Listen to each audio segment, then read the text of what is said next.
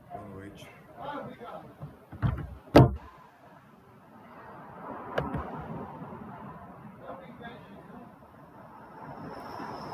Boa noite, estamos aí chegando às 7 horas. Vamos iniciar então nosso seminário, fazer a apresentação do professor Domingos, nosso apresentador de hoje do seminário. O professor Domingos possui graduação em Ciências Biológicas pela UFMS, mestrado em Ciências da Engenharia Ambiental pela USP e doutorado em Ciências da Engenharia Ambiental pela USP. Realizou estágio no exterior, na Universidade de Coimbra, em Portugal, tem experiência na área de ecologia, ênfase em ecologia aquática, atuando também em estudos de avaliação de risco ecológico integrado em solos e águas e recuperação ambiental. Pesquisador CNPq 3A na empresa Aplisia Tecnologia Ambiental, implantação do Laboratório de Ecotoxicologia Terrestre, 2009 a 2010, foi representante da UFMT no Comitê de Bacia Hidrográfica do Rio São Lourenço, de 2014 a 2015, é membro do Conselho Municipal do Meio Ambiente de Rondonópolis, 2015-2016, e representante das instituições de ensino superior no Fórum de Combate ao Uso de Agrotóxicos, 2016 até agora. É supervisor do Laboratório de Tecnologia e Gestão Ambiental da UFR, LTG, coordenador do Laboratório de Poluição Ambiental do NUPEC-FINEP, foi coordenador do curso de graduação em Engenharia Agrícola Ambiental de 2018 e 2019 e foi coordenador do Programa em Gestão e Tecnologia Ambiental de 2019 a 2020. E ele atualmente é gerente de transferência tecnológica da Universidade Federal de Rondonópolis, 2021 e diante. Professor Domingos, professor permanente do programa, professor que colaborou muito, foi um dos fundadores do programa, né, no início, desde 2014, participando do DINTER, várias orientações, vários trabalhos aí no âmbito das parcerias aqui na nossa região com o Ministério Público e com prefeituras. Então, hoje o professor vai fazer uma apresentação dos estudos em riscos ecológicos na transição Cerrado-Pantanal, ações em grupo de pesquisa. Então, boas-vindas, professor, a palavra é com o senhor. Muito boa noite a todos. Muito obrigado, professor Luiz, pela apresentação. É uma satisfação, uma honra estar aqui no seminário com todos vocês.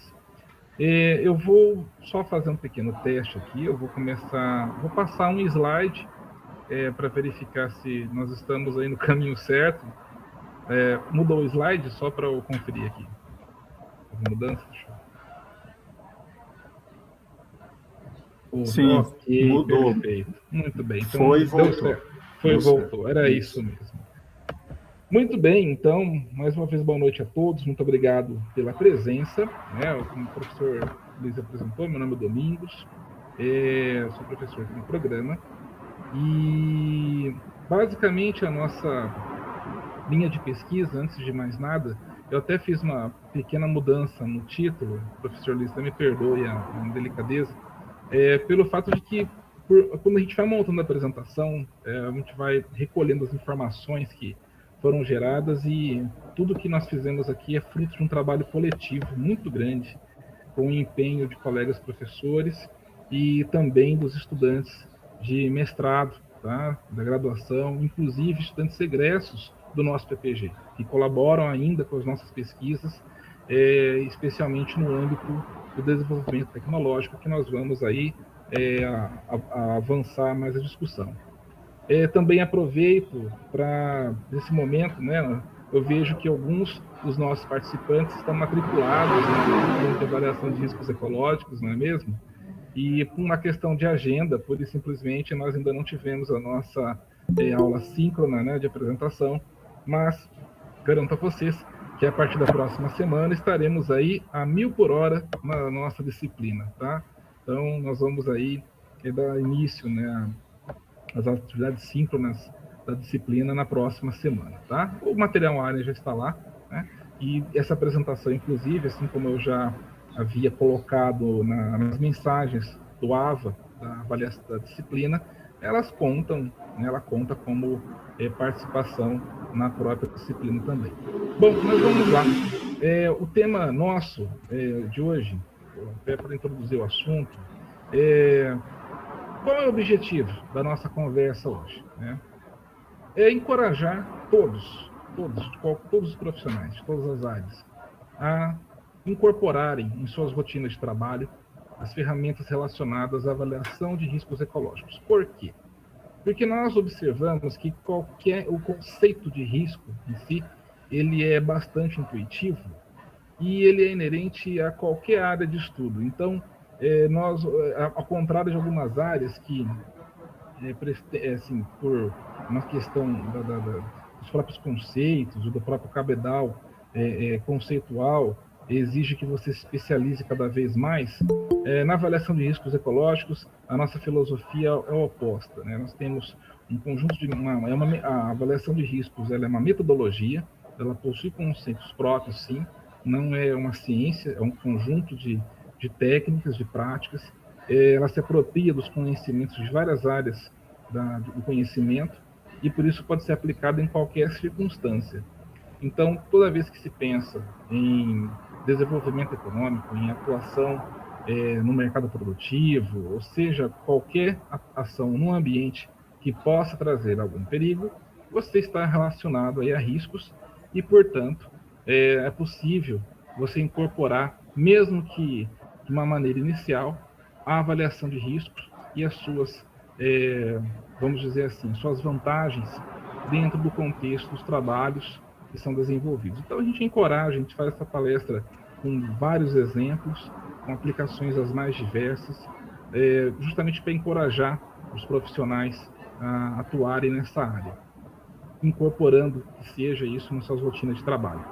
E, além disso, é uma ocasião muito boa, fazendo seminários, para que nós possamos apresentar um balanço do que o grupo de pesquisa tem desenvolvido. Isso daí realmente é algo que é uma oportunidade muito boa, oportunidade ímpar até, de reunir todos os estudantes e abrir a comunidade à participação. Bom,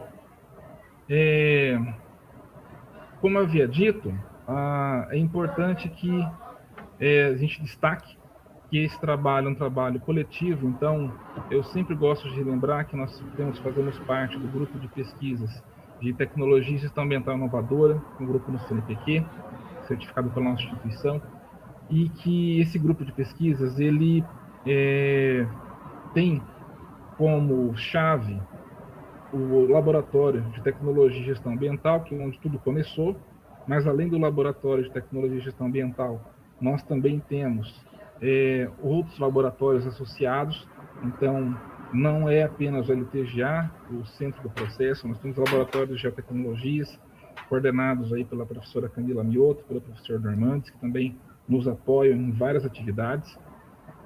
Temos parceria com outras universidades, em destaque aí a Universidade Estadual da Paraíba, com o professor Ricardo Olinda, a Universidade Federal de Mato Grosso do Sul, com o professor Paranhos, o Instituto Federal de Mato Grosso do Sul, com o professor Danilo, e além da participação com a Universidade de São Paulo e outras universidades, e inclusive universidades do exterior, a própria Universidade de Coimbra, onde eu tive a oportunidade de fazer estágio doutoral, a Universidade Nova de Lisboa e por aí vai, tá? Aqui no Brasil, além das questões relacionadas às universidades, temos aí um grande parceiro, o Poder Judiciário, pelo fato de que todo o nosso trabalho, ele começou, na verdade, com o intuito de trazer para as ações relacionadas aos danos ambientais um suporte técnico. Então, nós começamos, na verdade, com isso, prestando um suporte técnico, pericial, às ações relacionadas aos procedimentos instalados pelo Ministério Público e também pelo Juizado do Volante Ambiental, JUVAM, da Terceira Vara Civil aqui de Rondonópolis. Tá?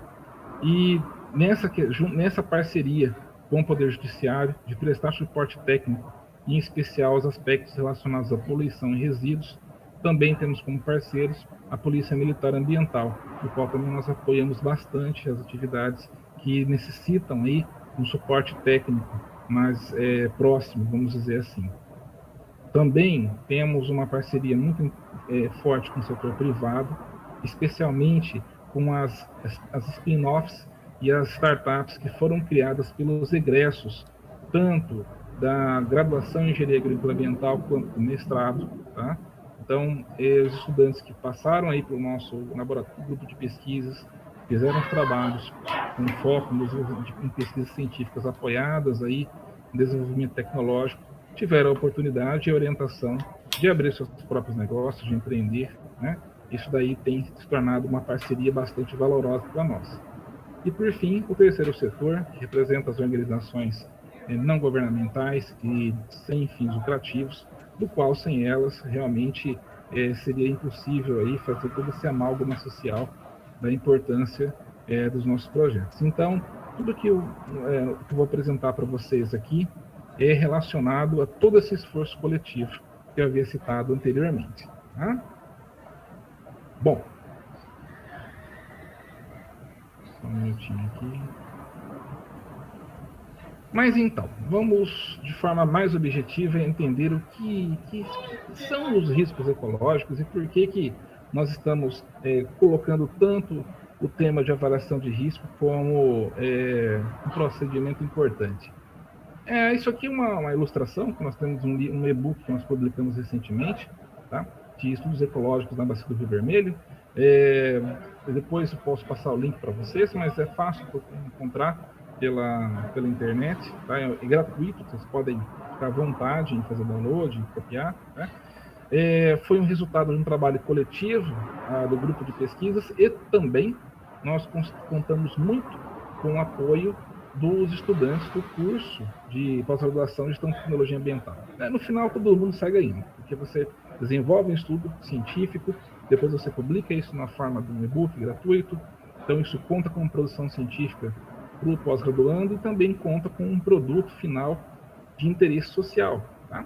Então, é uma experiência muito boa, da qual a gente sempre tem interesse em repetir, havendo aí disponibilidade e oportunidade. Tá? E que certamente vocês serão convidados a participar desses trabalhos aí ao longo do tempo. Mas, enfim, o que seria avaliação de risco ecológico? É uma metodologia, como eu havia dito a vocês. Tá? E o que é o risco? Qualquer risco. Vamos definir a definição mais abrangente de risco. Dentro das Nações Unidas, quando teve início a discussões mais elaboradas relacionadas a substâncias perigosas e como que o comércio global estava impactando nisso, houve uma definição de que o risco é relação do perigo pela exposição. Essa relação aqui ela não é uma questão puramente matemática no sentido numérico, é uma questão de lógica, tá? O que é o perigo? Qualquer substância que traga potencial dano à saúde, seja dos seres humanos ou da fauna e flora, tá? Vamos colocar assim. E a exposição? A exposição é o processo pelo qual essa substância perigosa chega a esses organismos de interesse. Então, vamos colocar assim, em palavras mais coloquiais. Um frasco cheio de veneno, tá? Ali dentro, o veneno do frasco é o perigo, certo? Se você está com esse frasco fechado sob a mesa, tá? Pergunto, há risco? Bom, só o material não está exposto, vamos dizer assim, às pessoas, porque está confinado dentro de um frasco. Mas o risco ele existe por quê? Porque há um fator de perigo ali. Ele só não foi exposto ainda, tá?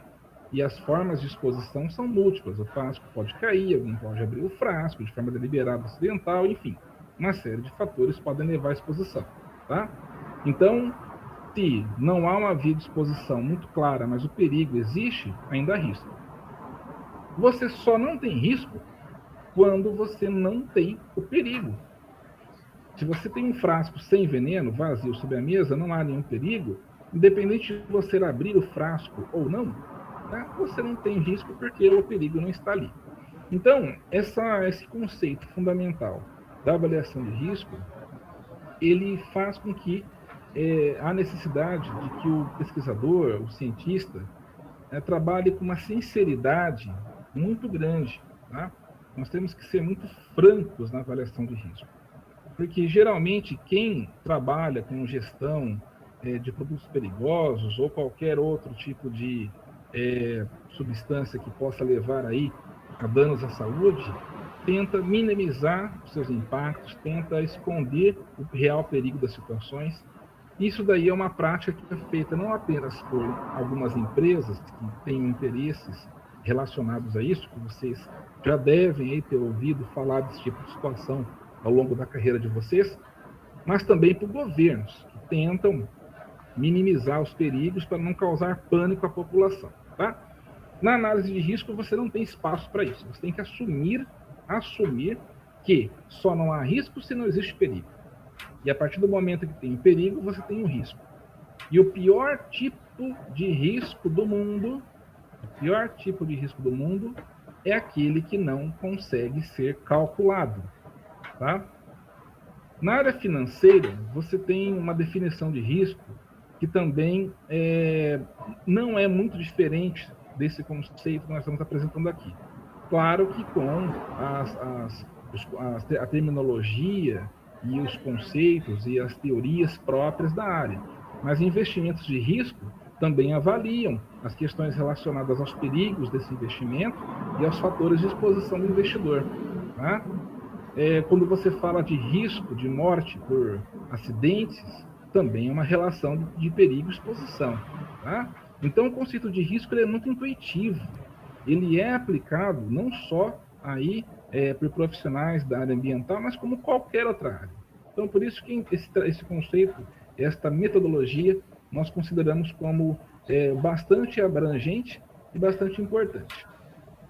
Em linhas gerais, o que consiste uma avaliação de risco? Basicamente, nós temos 3 grandes fases. A formulação do problema, a análise do risco e a caracterização do risco. Quando nós fazemos essas 3 etapas, você já tem aí as condições do resultado da análise de risco e você tem a outra fase que seria gerenciar esse risco, tá? Que é um outro assunto que a gente vai abordar aí mais para frente durante a apresentação. Mas, basicamente, na fase da avaliação de risco em si, a formulação do problema consiste em quê?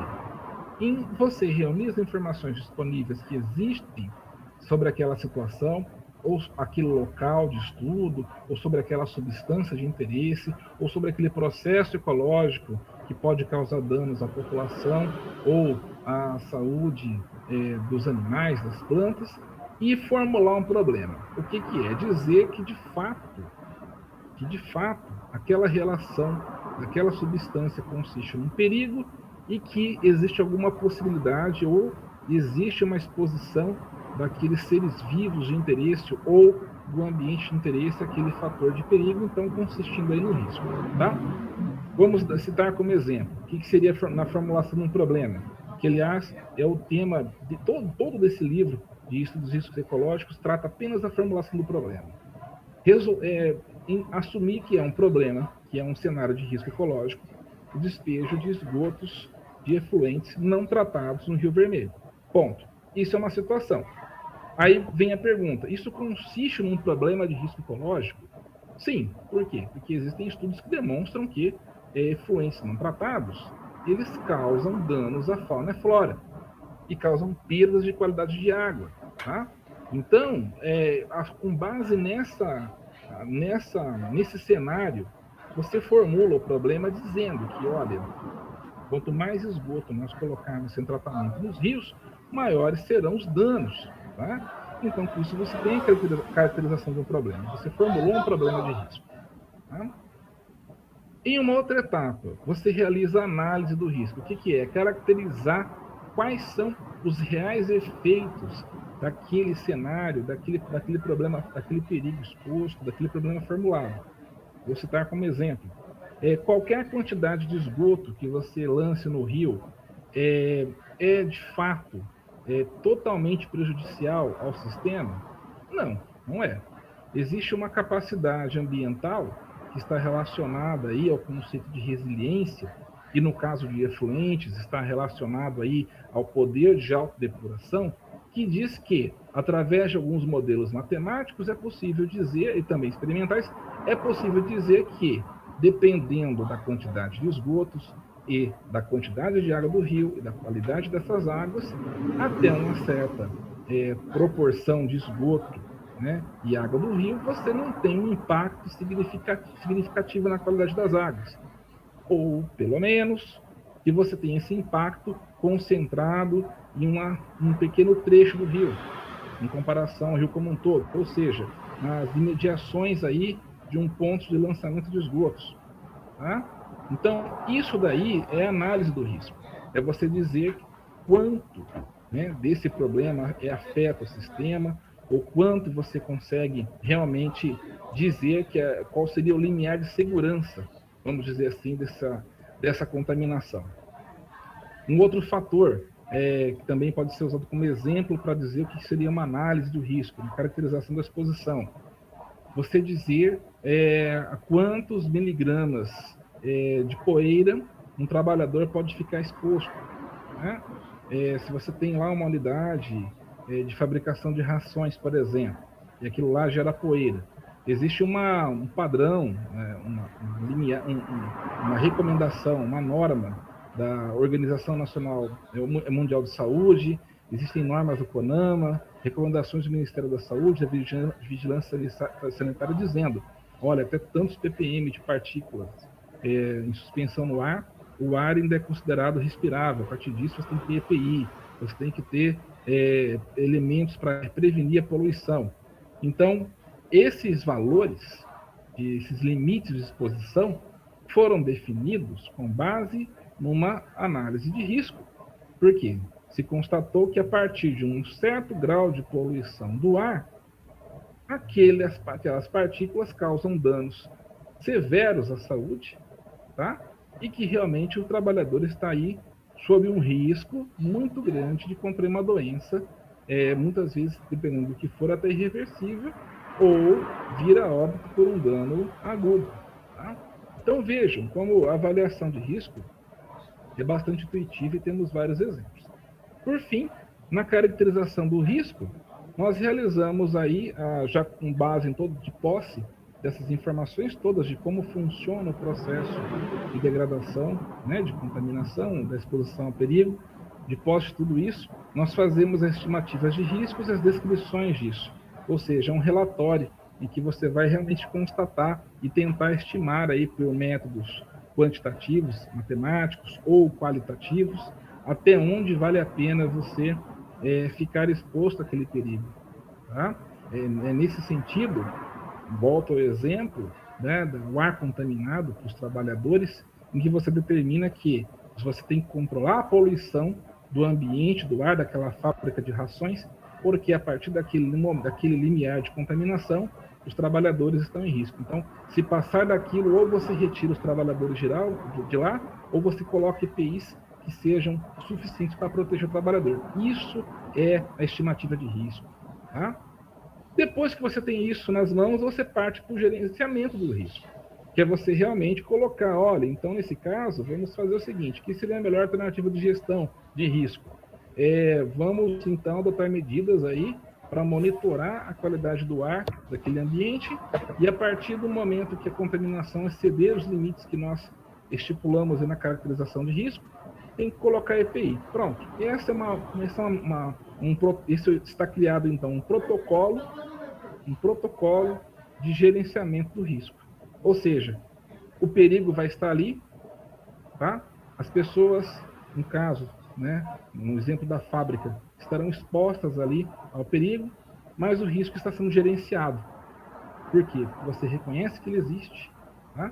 E você tem condições de determinar qual seria o limiar desse processo, tá?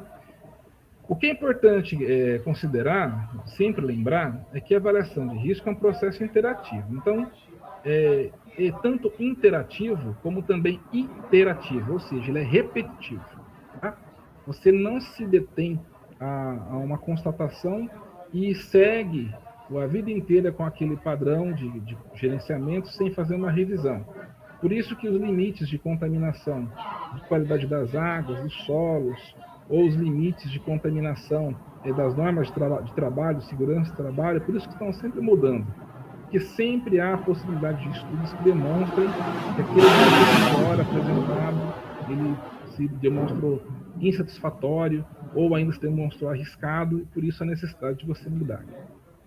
Uma observação que eu faço antes de avançarmos é que o nosso tema aqui de trabalho é avaliação de riscos ecológicos, tá? Existe uma vertente até mais antiga e também importantíssima dentro da avaliação de riscos, que é a avaliação de riscos ambientais. Qual a diferença do conceitual de você trabalhar com avaliação de risco ecológico ou ambiental? No ecológico, em tese, os seres humanos não estão inseridos, tá? No ambiental, você insere o ser humano dentro do contexto ecológico. Ou seja, você trabalha com fauna, flora e seres humanos. Quando você não está trabalhando com fauna e flora e apenas com seres humanos, aí você tem uma avaliação de risco à saúde humana, uma avaliação de risco de segurança do trabalho, uma avaliação de risco relacionada à saúde, tá? Algo mais específico. Mas só para definir em termos conceituais e as limitações aí do estudo. Muito bem. Deixa eu avançar aqui, só um minuto. Agora, uma vez entendido o que seria em termos a avaliação de risco, vamos rapidamente entender por que nós falamos aqui da transição Cerrado-Pantanal. Vejam, aqui no mapa nós conseguimos visualizar com uma cor mais salmão, mais clarinho aqui no meio do mapa, o Cerrado brasileiro. Você tem aqui os principais biomas, vamos dizer assim. A parte do bioma amazônico, o Cerrado, a Caatinga, né? Os Pampas no sul, e o Pantanal, bem ali na porção sudoeste, vamos colocar sudoeste? Sudoeste do Brasil, do continente, tá? Uma porção insular do continente sul-americano, no centro, vamos colocar aí. Então tem essa grande planície, esse grande complexo, que forma uma grande planície alagável, denominada Pantanal. É a maior planície alagável do planeta, tá? Agora, por que nós colocamos que os estudos de risco que nós desenvolvemos aqui na região estão na transição Cerrado-Pantanal? Por conta disso aqui. Essa imagem mostra o seguinte, nós temos aqui o Pantanal, tá? Destacado aqui em vermelho, né? E toda essa porção verde, ela é relacionada à Bacia do Alto Paraguai. O que é a Bacia do Alto Paraguai? Aqui, quando nós observamos essa imagem da esquerda, nós temos a malha hidrográfica dessa região do Brasil. Observe o seguinte: esse contorno verde aqui seria um divisor de águas. Então, tudo que está desse contorno, na imagem aqui da esquerda, vamos nos concentrar nela. Tudo que está à esquerda, né, da parte interior desse contorno verde, são rios, córregos, que fluem para o Pantanal. Tá? Nessa imagem aqui da esquerda, nesse contorno verde mais uma vez, que é o divisor de águas, tudo que está para fora, para o lado direito dessa imagem, são rios, córregos que fluem para outros biomas. Mais especificamente, para o norte, fluem para a região amazônica. Para o sul, ali, indo para Mato Grosso do Sul, para o bioma cerrado, e se for em direção ao oeste e continuar ao sul, direção ao sul também para a Mata Atlântica, mas basicamente para a região amazônica e para o cerrado. Então vejam, tudo que nós colocamos aqui, nessa área verde aqui, agora olhando para a figura da direita, tudo que está em verde aqui pertence ao bioma cerrado, tá? E o que está em vermelho, Pantanal. As águas que banham o Pantanal, que fazem o Pantanal ser a maior planície alagada do planeta, né, contínuo, né? Apesar de ser o Pantanal de forma conceito de bioma, precisaríamos que nós aí tivéssemos até uma aula um pouco mais avançada, mas o Pantanal como bioma, ele é uma definição até bastante complexa, porque o Pantanal, na verdade, ele não é um só, ele é um complexo de biomas, tá? Mas tirando isso por definição, o que nós observamos é o seguinte: as águas que banham o Pantanal, elas vêm do Cerrado, ponto. Tá? Então, são as águas do Cerrado que formam o Pantanal. Só que não é todo o Cerrado, é essa parte do Cerrado que nós estamos mostrando aqui, delimitada em verde, delimitada aqui nas figuras. Tá? Observe aqui a figura anterior, para ver os biomas. Vejam que aqui, na parte salmão, que corresponde ao Pantanal, nós temos uma borda ao redor dela, que nós mostramos na imagem anterior, que delimita a porção de cerrado, que serve que funciona como a grande bacia de drenagem para a área do Pantanal. Tá? E o restante do cerrado, você tem as águas que vão fluir para o próprio cerrado para outros biomas. Tá? Mas a região que nós estamos considerando aqui é justamente essa que alimenta o Pantanal, ou seja, tudo aquilo que nós produzimos nessa região de cerrado, seja em relação à produção agrícola, pecuária, cidades todas que estão aqui, tá? Esgotos, resíduos sólidos, tudo mais, tudo isso vai para o Pantanal. Tá? Então, a grande bacia de drenagem do Alto Paraguai, que é essa que nós vemos em verde aqui, tudo conflui para o Pantanal. Ou seja, vamos só colocar aqui por uma visão mais macro. Todo esgoto produzido em Cuiabá, Várzea Grande, Rondonópolis, Itiquira, Barão de Melgaço, Santana do Leveger, Coxim, Cáceres, Corumbá, Miranda, tudo vai para o Pantanal. Tá? Para resumir. Então vejam o grau de impacto, de risco que nós estamos trabalhando. Tá? E dentro dessa questão do que são os riscos ecológicos e como nós podemos estudar isso, nós podemos colocar uma análise macro, vamos dizer assim, dentro de três grandes conceitos. Primeiro, dividir de forma didática o que seriam os processos ecológicos de interesse, tá? Ou seja, que estão relacionados aos perigos desses processos, os receptores, ou seja, quem são os elementos da fauna e flora que sofrem os efeitos desses processos perigosos e suas consequências. Aqui no exemplo, nós colocamos como guia, inclusive de um outro e-book também gratuito, que foi publicado ano passado, em colaboração de vários pesquisadores, qual seria o modelo conceitual para avaliação de risco relacionada à pecuária de corte no Pantanal. Então, vamos partir do processo produtivo, pecuária de corte. tá? Que tipo de fatores de perigo a pecuária ou processo de perigo a pecuária de corte pode acarretar? Você tem ali dejetos, pisoteios, agrotóxicos, uso de fármacos, a própria pastagem, tá? Tudo isso pode afetar o meio aquático, os solos, a atmosfera. E quais são as consequências disso? A eutrofização, resistência microbiana, invasão de espécies, extinções, e relacionado a perdas de biodiversidade, por aí vai. Então, existe uma série de processos ambientais relacionados a essa ação antrópica, que é uma ação econômica importante, a pecuária de corte, que trazem riscos ao ambiente. Na análise de risco, nós precisamos formular o problema. E essa formulação do problema passa por essa etapa de você montar um modelo conceitual. E como eu havia dito, para que você trabalhe com isso, você tem que ser muito franco.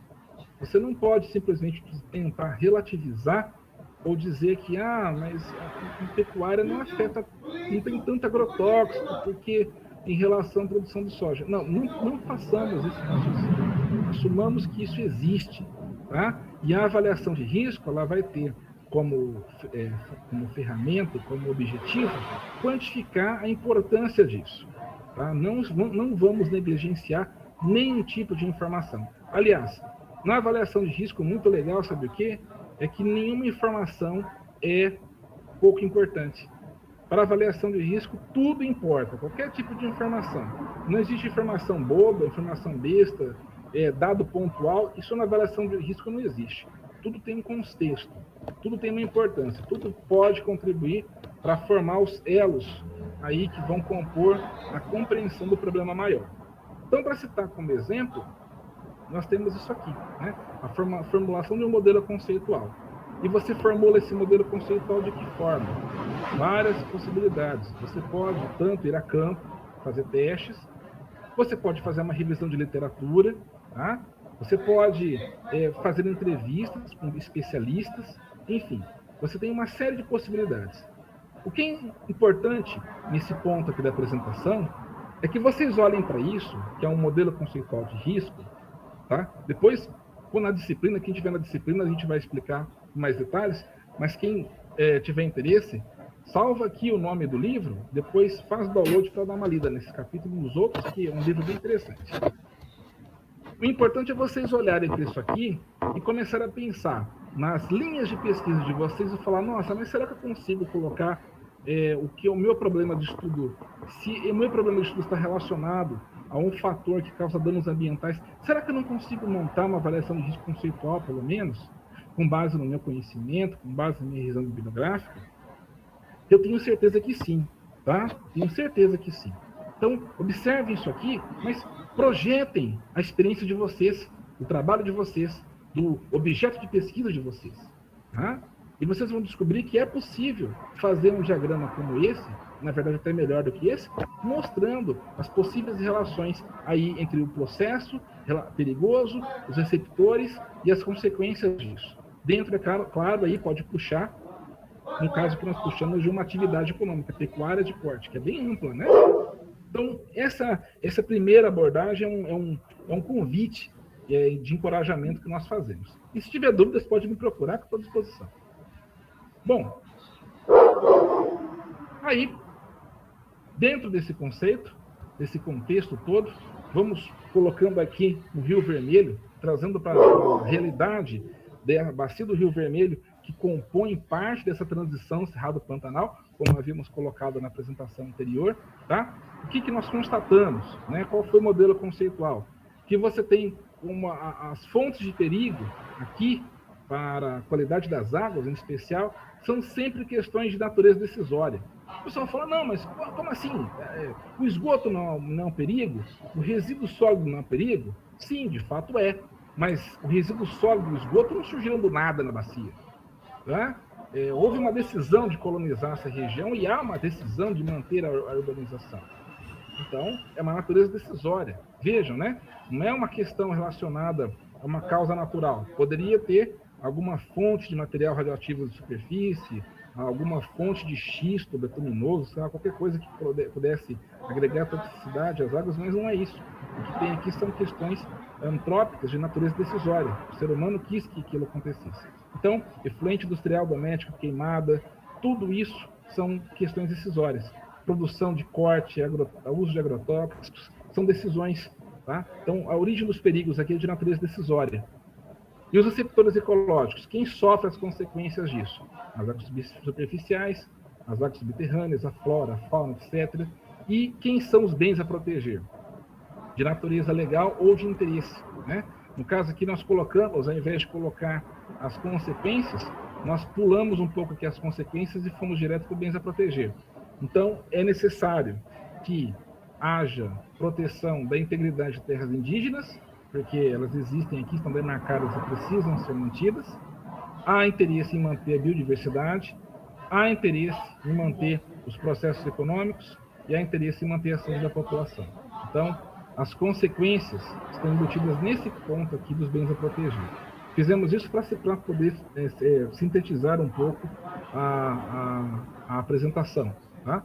Mas, aqui, nesse diagrama, nesse modelo conceitual de risco, cada seta indica um processo ecológico e os retângulos aí, os sistemas ambientais de interesse. Então, com isso, nós conseguimos fazer um modelo conceitual amplo, né, de qual seria o cenário de risco da formulação do problema na bacia do Rio Vermelho.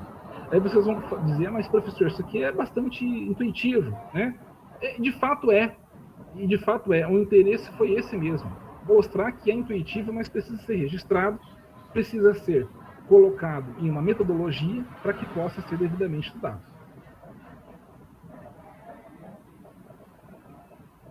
Qual é a nossa estratégia geral de pesquisa? Isso aqui, os meus orientandos, né, que trabalham comigo, ficam doidos, porque o que acontece aqui? Qual que é a grande X da questão? Por ser uma metodologia, a avaliação de risco ecológico gera um diagnóstico, certo? Que é essa parte mais basal aqui. Então, nós identificamos os riscos, colocamos isso dentro do contexto do tempo, do espaço e quantificamos isso da melhor forma possível. Tá? Às vezes não é possível quantificar todos os perigos, mas pelo menos procuramos ordenar essas informações no tempo e no espaço até para saber como gerar as propostas. Na análise do risco, seja lá qual for o problema, viu, pessoal? Estou sendo bem genérico aqui. Nós avaliamos a relevância desse problema, tá? No contexto científico, ou seja, saber se é um problema novo, antigo, se é um problema emergente, se é um problema que foi pouco estudado, ou se é um problema já muito estudado. Tá? Como eu disse, não existe informação perdida na avaliação de risco, tudo é necessário, tudo é útil, tudo é muito bom. Tá? Não existe dado insignificante. Avaliamos a relevância social, econômica, jurídica do processo, porque muitas vezes não é uma questão relacionada a aspectos legais, ou seja, determinada substância química é legal de estar no meio ambiente, mas o fato dessa substância química causar danos à fauna e à flora torna isso um problema jurídico, um problema de crime ambiental, fere o direito ambiental. Por isso é importante avaliar a relevância jurídica do que nós estamos fazendo. E, obviamente, avaliar o peso das evidências, ou seja, se existem evidências experimentais de campo de literatura que conseguem subsidiar as nossas constatações. E, por fim, é obrigatório que todos os estudos nossos apontem uma solução. Método que seja um método de gestão de risco, ou que seja uma tecnologia, ou qualquer coisa. Por quê? Porque não basta, para o nosso caso, tá? Para o conceito que nós trabalhamos aqui do nosso grupo de pesquisas, não é suficiente a indicar o problema apenas. O pesquisador que está ali envolvido naquela análise é o maior especialista, de fato, naquele problema, naquele momento histórico. Então, ele tem que apontar uma saída, uma solução para isso. Mesmo que ele não vá desenvolver, mas ele aponta, ele fala, olha, para resolver o problema relacionado ao excesso de dejetos de animais pela pecuária de corte, é importante que se faça o tratamento XYZ. Pronto, isso já é uma saída, porque se você só apenas diagnosticar o problema, você entrega para a sociedade um abacaxi, vamos dizer assim, E a sociedade pergunta, mas tá, o que fazer? Vamos ter que fazer um outro estudo? Não, o próprio pesquisador, que é o maior entendido de fato naquele momento histórico que está sendo estudado, aponta pelo menos um problema, uma diretriz, ou aponta uma solução. Então, isso é algo que exige um pouquinho de esforço, até no sentido criativo do pesquisador, tá? Mas não é difícil, não é difícil. Porque como ele é o maior especialista naquele momento, ele tem como apontar uma solução. E essa vamos dizer assim, essa prerrogativa, né, de diagnosticar um problema e apontar uma solução, eu também encorajo vocês a fazerem. Apontem soluções. Quem for trabalhar com levantamento de problemas, apontem soluções, tá? E quem trabalha com a solução, caracteriza bem o problema para que a solução não caia no vazio. Então, algo que é uma estratégia que a gente sempre adota nos estudos aqui, e que tem dado muito certo, especialmente pelo retorno social das pesquisas. Bom, vou agora citar rapidamente vários exemplos, né? Vamos passar, porque já estamos aí com 43 minutos de apresentação, vamos passar aí por uma série de exemplos em que nós podemos aplicar a avaliação de risco dentro do contexto aqui do que nós produzimos aqui no grupo de pesquisas, sempre trabalhando com essa questão da transição Cerrado-Pantanal, mas só para vocês verem o que é possível fazer em diversas escalas com diferentes tipos de informação. Aqui nesse trabalho nós avaliamos, com o uso da metodologia SWOT, né, que trabalha a relação de, no caso aqui é uma SWOT parcial, porque trabalha apenas com fraquezas e ameaças, tá? Fizemos uma avaliação relacionadas à geração e transporte de resíduos sólidos do município de Tiquira. O município de Tiquira, aqui representado na figura à esquerda, a parte amarela está no Pantanal, e a parte verde, que aqui é à direita, está no Cerrado, tá? Entre o Cerrado e o Pantanal tem um desnível de aproximadamente 100 metros. Então, o que acontece? Né? Os caminhões que saem aqui do Cerrado vão até o Pantanal, buscam resíduo e voltam. Isso é um esforço muito grande. Tá? E também nessa época de chuvas, as estradas não têm acesso muito favorável. Umas regiões mais distantes do Pantanal você tem alagamentos, que é a inundação que é periódica, que é natural do sistema. Então, você tem uma série de empecilhos aí para você fazer a gestão correta dos resíduos sólidos, ou seja, existem vários fatores de risco. E nós mapeamos isso dentro de uma matriz SWOT, colocando fraquezas e ameaças relacionadas às principais operações relativas à parte de gestão, não de gestão, mas a coleta e transporte de resíduos sólidos entre o Pantanal e o Cerrado. Isso rendeu um trabalho, tá? Mas, para além da questão da publicação científica, isso tem uma utilidade de gestão. Então, isso pode ajudar, por exemplo, os gestores a direcionar investimentos em pontos críticos aqui. Que muitas vezes o gestor, ele sabe, mas falta um estudo científico que demonstre a todos os interessados, todos os stakeholders, né, a necessidade de que aqueles investimentos sejam feitos em uma área ou outra. Então, isso aqui nós fizemos como? Esse levantamento foi feito como? Com visitas a campo, usando uma prancheta, uma máquina fotográfica. Pronto. A percepção dos pesquisadores foi suficiente para elaborar essa análise. Então, vejam, como eu havia dito no início, encorajo vocês a usarem critérios de risco, a usarem a avaliação de risco, mesmo que parcial, para indicar os problemas e apontar soluções. Tá? Nesse caso, o que aconteceu? Utilizando aquela estratégia do diagnóstico, análise e soluções. Diagnóstico. Os riscos são associados à limitação dos serviços. Na análise, há riscos de poluição e riscos à fauna. Por quê? Porque se o resíduo lá na área do Pantanal de Tiquira demora muito para ser recolhido, os macacos e as capivaras vão lá no lixo e pegam o resíduo e saem correndo. Que foi o que eu vi um macaco pegar uma latinha de cerveja vazia e correr para o meio da mata. Quer dizer, isso é bonitinho? Não é nem um pouco bonitinho. Sob o ponto de vista ambiental, é um desastre. Você tem lá alumínio, metal pesado. Eu não sei se ele bebeu a cerveja, deve ter bebido a cerveja também, será que estava lá? De qualquer forma, houve um impacto aí na fauna. Né? Isso foi anotado e posto aí como um dos elementos de observação. E as soluções? Campanhas educativas, repensar a tecnologia de coleta seletiva e de compostagem que fossem adaptadas à região, porque não tem isso ainda. Quem sabe alguma empresa, né, tenha interesse em desenvolver algo e se vender isso para essa prefeitura, porque de fato eles precisam comprar ou desenvolver uma tecnologia desse tipo. Então, as soluções foram apontadas. Tá? Então, isso é bem interessante, sob o ponto de vista científico e também das práticas de gestão. Também relacionado ao plano de resíduos sólidos do município de Tiquira, que vai passar por audiência pública agora, na próxima semana, dia 8 de abril. Projeto esse que foi um esforço coletivo dos pesquisadores do PPGTA em auxiliar na elaboração desse plano, tá?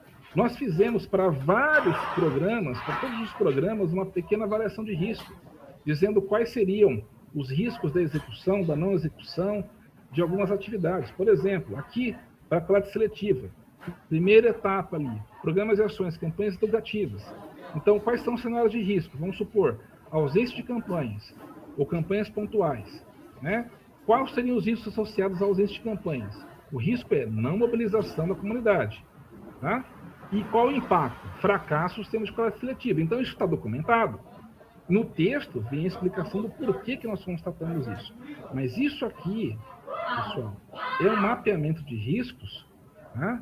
Que pode ser desdobrado em riscos ecológicos, porque, sim, se você tem como extrair desse tipo de análise de risco, os danos ambientais de cada impacto desse aqui e de cada risco levantado. Na verdade, eles têm como desdobrar os impactos ecológicos disso. Então, nessa preparação, nessa análise, nessa formulação do problema, nessa caracterização de risco, foi possível gerar já algumas medidas que servem de alerta para os gestores caso essas medidas não sejam tomadas. Então, isso é muito importante, ainda mais num plano público, como é o caso do Plano Municipal de Resíduos. Ou seja, a população tem como cobrar da administração as consequências, não só a população, mas também o Poder Judiciário terá como cobrar da administração pública, tá, as consequências da não realização das campanhas, e ainda assim está devidamente documentado que a Prefeitura e a administração pública têm ciência das consequências da não execução dessas atividades. Então isso é algo bastante útil em termos sociais. Tá? Aqui em Rondonópolis, bacia do Rio Vermelho, na verdade aqui essa bacia do Alto São Lourenço, estamos aqui na transição Serra do Pantanal, tá? Aqui é a bacia que compõe o Rio Vermelho e São Lourenço. Foi feito um trabalho por uma mestranda nossa, Josiane, do levantamento de todos os empreendimentos licenciados na bacia. E qual foi a estratégia? Localizar os empreendimentos, tá? Que a professora Camila Mioto, com toda a parte de geotecnologias, nos ajudou muito a elaborar esses mapas, localizar esses empreendimentos e, com base no porte e na atividade, elaborar um índice para quantificar o risco, ou pelo menos o nível de impacto desses empreendimentos. E com isso dizer aonde, qual microbacia está mais ou menos saturada, ou com um risco maior ou menor em função da natureza, da periculosidade do porte de empreendimento. Então isso aqui é um procedimento que tem aí como saída um diagnóstico para dizer quais microbacias têm maiores impactos. Na análise, você tem como estimar as perdas de qualidade de água relacionadas a isso, e como soluções apontada aí um sistema de gestão de licenciamentos por microbacia, considerando a saturação de algumas microbacias dada ao nível de impacto. E você pode ainda agregar tecnologias a isso. Você pode colocar sistemas aí de informação geográfica, como esse que já foi instalado. Você pode converter esse sistema de informação geográfica num aplicativo de celular, em que o gestor, a partir do momento que comece a fazer os licenciamentos, automaticamente já começa a indicar que alguma bacia ou outra está sob processo de saturação. Quer dizer, existem várias possibilidades que podem ser desenvolvidas. Mas vejam que nenhuma informação é de fato, vamos dizer assim, perdida, e o diagnóstico sempre vem com uma solução aí a reboque. Tá? Ainda expandindo, mas sem entrar em detalhes, o próprio conteúdo do livro, né, dos estudos ecológicos da Bacia do Rio Vermelho. Esses autores que vocês estão vendo aqui são estudantes como vocês, são professores e estudantes aqui do curso, né? Dentro da sua especialidade, das suas áreas de atuação, da sua contribuição, puderam contribuir de forma coletiva em uma série de assuntos que pudessem caracterizar o problema da bacia do Rio Vermelho, tá? Mas sempre já com essa visão de apontar uma solução. Chama atenção para esse capítulo, que é o capítulo, o último capítulo, que é a da Ana Luísa de Araújo Campos, que foi aluna nossa aqui. Foi feita uma análise do arranjo institucional da bacia do Rio Vermelho para um cenário de extravasamento de efluentes. Isso aqui é bem interessante porque rompeu uma adutora de esgoto, ou uma indústria, por um acaso, rompeu a estação de tratamento e despejou tudo no Rio Vermelho. Quem vai ser acionado e quais são os órgãos que vão atuar nisso, tá? Então, com esse mapeamento que foi feito com base na legislação, que nas leis de criação de cada órgão desses estão dizendo as competências, foi possível, e algumas entrevistas, foi possível mapear quem seria acionado e quais seriam as formas de você atuar na contenção do problema. Isso é importante, porque sempre que acontece um problema, um dano ambiental, a população se pergunta, chamem as autoridades, mas a questão é, quem? Quem vai ser o primeiro a ser acionado? A quem compete o quê? Né? Se isso aí cai num córrego, é competência do município ou do Estado? Se cai num rio, é do Estado? Ou já, por ser um rio que vai desaguar numa terra indígena, já está na federal? Então, esse mapeamento do arranjo institucional, de quem faz o que, a discussão em cima disso, é uma análise de risco ecológico bastante interessante, né? Porque começa a mostrar o quê? Começa a mostrar fraquezas, começa a mostrar pontos que precisam ser melhorados. Também, de certa forma, começa a mostrar pontos fortes, medidas que estão aí dando certo, né? Então, há toda uma forma de aproveitar as informações, né, e gerar aí produtos para a sociedade bastante interessantes. Ainda nesse contexto, também isso aqui foi feito, eu gosto de colocar o livro do professor Luiz Otávio, gentilmente organizou para nós, em que nós temos aqui também a contribuição de estudantes, assim como vocês hoje aqui, para avaliar algumas questões relacionadas a riscos ambientais e até de aspectos que são curiosos e negligenciados. Por exemplo, esse aqui, o risco do uso de desinfestantes domésticos. Isso aqui é veneno que usa para matar mosquito, né? Se vocês lerem esse livro, vocês vão conseguir maiores detalhes, mas esse gráfico é bem interessante, porque o que está nas barrinhas são os casos de dengue do município, né, por meses.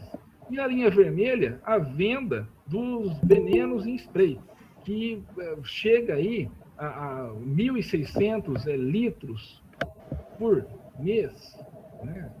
É uma quantidade absurda de veneno que é vendido e a gente não observou uma relação proporcional em redução dos casos de dengue. Quer dizer, a gente joga 4.000 litros de veneno até por aerosol por mês aqui em Rondonópolis, no ar, que isso vai para o ar, vai para a água, para o solo, vai para as pessoas, e a dengue continua no mesmo jeito. Quer dizer, é uma discussão científica que merece destaque. E feito por quê? No caso, o André Roese trabalhou com a parte mercadológica, né? Trabalhou com a parte de vendas. Quer dizer, a partir dos dados de vendas de um produto, você consegue desdobrar todo um contexto ecológico associado, né?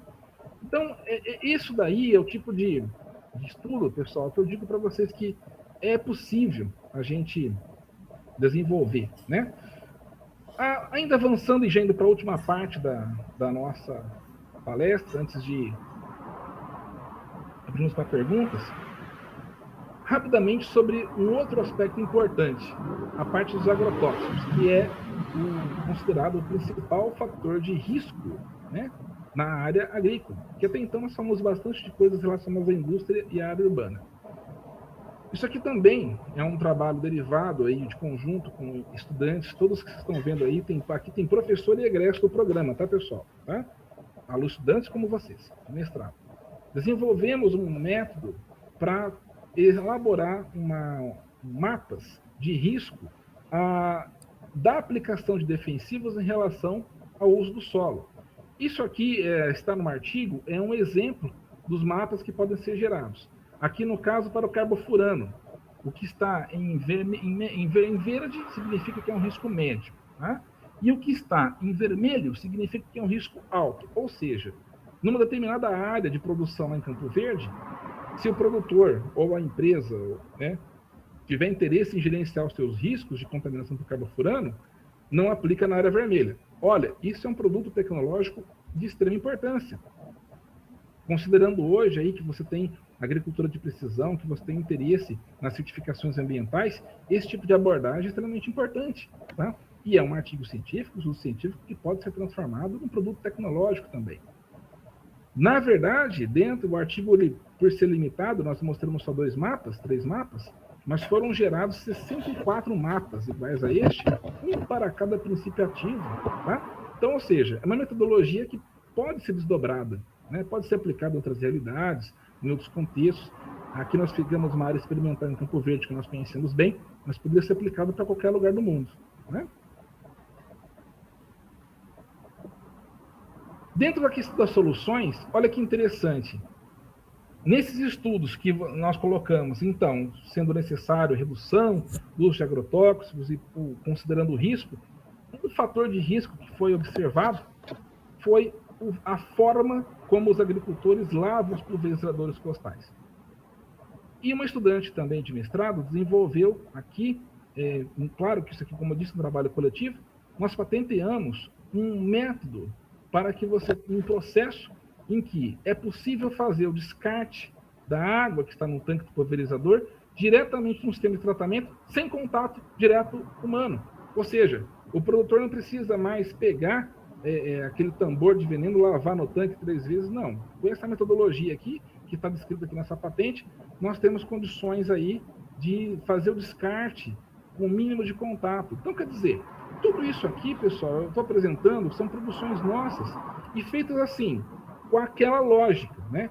Faz o diagnóstico, análise e propõe uma solução. No caso aqui, o estudante quis trabalhar diretamente com a solução.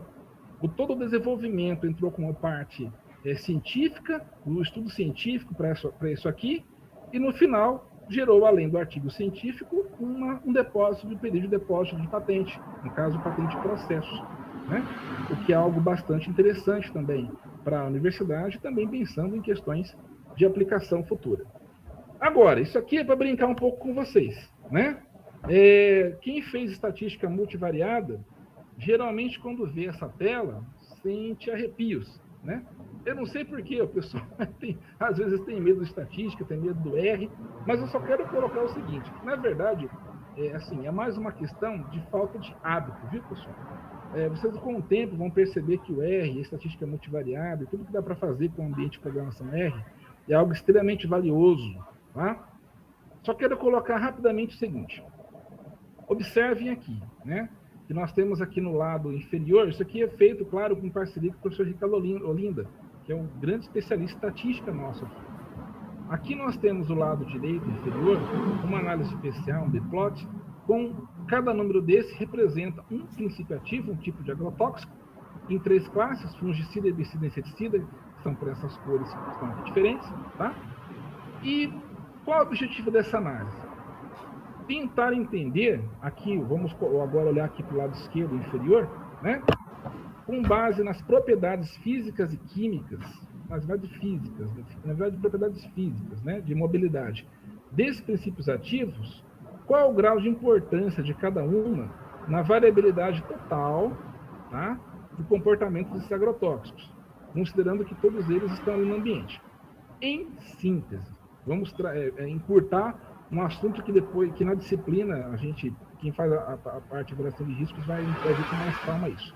Mas, em síntese, observe esses coeficientes do componente 1 aqui, da análise PCA.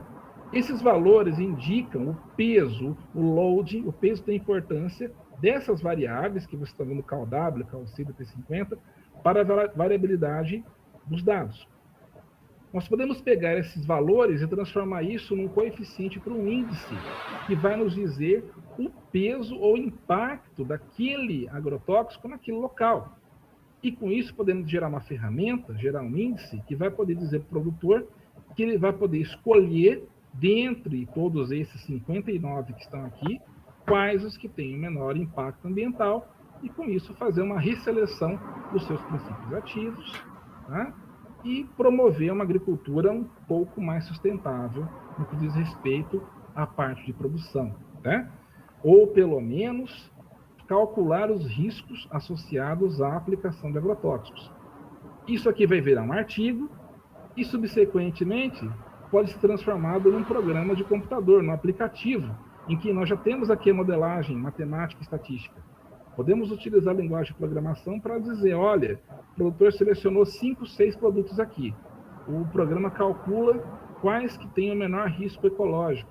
E com isso ele tem um risco calculado da sua produção. Ou seja, uma série de aplicações, tanto científicas como tecnológicas, pensando nos riscos ecológicos, né? Aqui, mais uma vez, no critério diagnóstico, análise de soluções. Você tem como diagnóstico entender os fatores que agregam maior importância para o comportamento dos agrotóxicos, analisar com o uso de índices, tá? E colocar, inclusive, as possibilidades disso ser utilizado como plataforma de interesse para as ESGs, que são empresas que possuem ações na Bolsa de Valores que demonstrem aí interesse em controle de processos ambientais. Existem algumas ações, algumas empresas do agro que possuem ações na Bolsa de Valores e, claro, que querem mais e mais ferramentas que demonstrem a sua preocupação com o ambiente e o controle dos seus riscos operacionais. E as soluções, o primeiro passo, você tem uma solução tecnológica para análise de riscos, e você pode colocar isso num software, que pode ser um aplicativo de celular que ajuda o produtor a escolher os pesticidas com menor risco ecológico, tá? E se juntar isso aqui com o mapa, né? Com isso aqui, aí você tem uma ferramenta fantástica. Mas isso aqui a gente está desenvolvendo isso, viu, pessoal? Não conta para ninguém, tá? Vai sair em breve, quem sabe nos próximos trabalhos. Integrar a ferramenta de análise espacial com a estatística de seleção de agrotóxicos, tá? Por fim, nesse contexto todo, né, relacionado à parte de agrotóxicos, nós aí temos um trabalho um pouco mais recente, aí uma defesa recente do nosso PPG também, do Marcelo dos Santos Alves Correia, que é promotor de justiça em Campo Verde, e que nós estamos trabalhando com a questão relacionada à produção on-farm de biodefensivos. Só para entender o problema, tá? Primeiro que você tem já é conhecido o uso de agrotóxicos para a agricultura, certo? O uso de agrotóxicos, tá? Como solução para o uso de agrotóxicos, que são químicos, uma das opções é utilizar biodefensivos, que são o quê? Bactérias, fungos e vírus que matam as pragas, as doenças relacionadas à produção vegetal.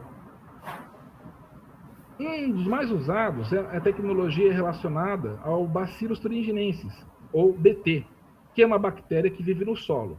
Essa bactéria, ela causa, de forma natural, foi descoberta em 1901, no Japão, uma bactéria que causava infecções no bicho da seda. E essa bactéria foi isolada e alguém pensou, mas se essa bactéria mata o bicho da seda, será que não mata outros insetos? E a resposta é sim, né? Se um inseto de interesse agrícola comer uma folha ou morder uma folha que está contaminada com essa bactéria, ele morre, pode morrer de infecção, porque essa bactéria gera uma proteína que é tóxica ao organismo. Então você tem nessa linha aqui de pesquisas, olha, indo para a direita aqui, o isolamento desses bacilos, a proliferação, o teste em insetos, praga de interesse, depois essas bactérias, essas cepas mais virulentas são selecionadas, são multiplicadas, são, né, mais uma vez, cultivadas em grande escala, em litros e litros, e depois esse produto é aplicado na lavoura. Aí, quando esse inseto vai lá e tem que comer o milho ou a soja com isso daí, morre de dor de barriga, literalmente, né?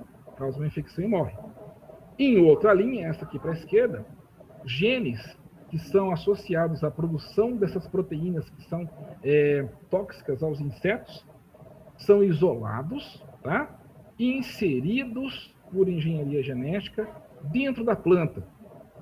E a planta começa a produzir essa proteína que mata os insetos, tá? essa planta é chamada de transgênica. Por quê? Porque ela tem um pedacinho de um gene de um outro organismo, né? Aí você tem aqui, nessa linha da esquerda, o chamado milho BT, a batata BT, a soja BT, por quê? Por causa do Bacillus thuringiensis. Ela tem um gene que consegue sintetizar proteínas, tá? Que matam o inseto quando ele tenta comer a folha. E junto com isso, como já tem toda uma escola de avaliação de riscos, também em escala mundial são feitos vários testes de riscos dessa toxina no ambiente. Por exemplo, aqui um artigo da Science publicado ano passado por pesquisadores brasileiros que tentam associar e avaliaram, né, o comportamento de abelhas, de Apis mellifera, abelha africanizada, se esses bacilos que são utilizados para controlar essas pragas agrícolas, se eles têm interferência na produção do mel, tá? E foi constatado que boa parte dessas cepas não tem. Mas esse processo aqui de seleção de cepas e desenvolvimento, ele é contínuo. Agora, sabe o que é interessante? É avaliar o seguinte, estão vendo esse desenho que eu coloquei aqui, inclusive da parte da engenharia genética? Onde vocês acreditam que é feito isso? Isso é feito nos Estados Unidos, no laboratório da Alemanha, no Japão? Não, é feito aqui em Rondonópolis, Instituto Mato Grossense do Algodão. Laboratórios moderníssimos, alta tecnologia, muito investimento, milhões de investimento em técnicos, em pesquisadores que têm know-how para fazer esse processo aqui, tanto na parte da seleção quanto na engenharia genética para bactérias, fungos e vírus. Isso aqui em Rondonópolis, altíssima tecnologia. Então veja, existe uma saída para isso, né? E aqui no caso, qual é o objeto do trabalho do Marcelo? É desenvolver uma metodologia para que nós pudéssemos criar um protocolo de segurança para a produção on-farm. Por quê? Porque muitas vezes o produtor pega o inóculo com essas bactérias e faz ele própria fermentação lá no campo. Ele multiplica as bactérias no campo, né? Ou com tambores, ou com caixas d'água, ou com reatores com engenheiro, mas ele tenta produzir seu próprio bioinseticida no campo. O problema é que, diferente de uma indústria, você não tem muito controle. Então, a proposta do Marcelo, até por ser da área de direito, tanto desenvolver um protocolo técnico para dizer que tipo de análise tem que ser feita para avaliar o risco ambiental e da saúde humana da produção on-farm desse produto, e também dizer o que em termos de direito, isso é válido ou não, para agregar segurança jurídica ao processo. Tá? Porque o que um produtor vai fazer com 1.000 litros de uma cauda de um biodefensivo que não deu certo? Qual é o risco dele jogar essas bactérias todas na água, córrego, no solo? Enfim, é necessário analisar isso em pormenores. Tá? E como solução tecnológica, um protocolo de análise de qualidade. Ou seja, não basta apenas apontar o problema, temos que apontar a solução, não é mesmo? Bom, conclusões e recomendações. Já estamos aí com 1 hora de apresentação. Primeiro, é necessário contextualizar as pesquisas no domínio regional, ou seja, se você, independente do que você faça, como eu disse, não existe dado pequeno, não existe dado inútil, não existe informação insignificante. Não existe, pessoal. Informação é preciosa, seja ela qual for. Tá? Se você contextualizar isso, você consegue agregar valor e impacto social e econômico ao que você está fazendo. Aqui nós colocamos, estamos trabalhando, tudo que nós geramos de dados aqui da Bacia do Rio Vermelho, Rio São Lourenço e Itiquira, é da transição Cerrado do Pantanal. Perfeito? Isso agrega informação conservacionista ao bioma pantaneiro e coloca esses projetos dentro de um contexto dessa importância. O mesmo vale para a Bacia Amazônica, para a Caatinga, para a Mata Atlântica, para os Pampas e por aí vai. Tá? Segundo, buscar ou pelo menos indicar uma solução para os problemas que você identificou. Tá? Isso começa a agregar muitas coisas boas, que, por exemplo, abre as portas para a inovação, porque alguém do mercado pode se interessar em desenvolver e vender aquela solução, valoriza a pesquisa científica, tá? Porque mostra que a pesquisa científica para a sociedade que nos financia tem um valor social, tem uma resposta para aquilo, e aproveite o momento histórico que você está ali debruçado sobre aquele problema e aponte realmente uma solução, ou pelo menos uma proposta disso, ou trabalhe com uma, porque de fato que realmente também nós precisamos, né? No nosso país precisamos das duas coisas, tanto da informação científica quanto das soluções. E por fim, se você está estudando questões pouco abordadas na escala global, isso agrega relevância à pesquisa, que é o caso da produção on-farm de biodefensivos. Quase não tem nada no mundo, e o Brasil está avançando muito nesse aspecto, e outros países também. Então, tudo que é feito ainda nesse tema é de interesse científico internacional. Por fim, agradeço a todos pela atenção. Sigam-me lá no ResearchGate, né? Eu não falo para vocês seguir no Twitter nem no Instagram, porque eu não uso esses negócios, também não sei usar. Mas sigam-me no ResearchGate, nós temos ali as atualizações dos nossos projetos, tá? Quem é da disciplina, eu já pedi para seguir lá, porque lá nós vamos postar, tem todos esses artigos, os livros que eu mostrei estão todos lá no ResearchGate, os pesquisadores que eu citei aqui estão todos lá. É uma grande plataforma muito boa, uma rede social científica muito boa para a troca de informações, tá? No mais, pessoal, muito obrigado pela atenção.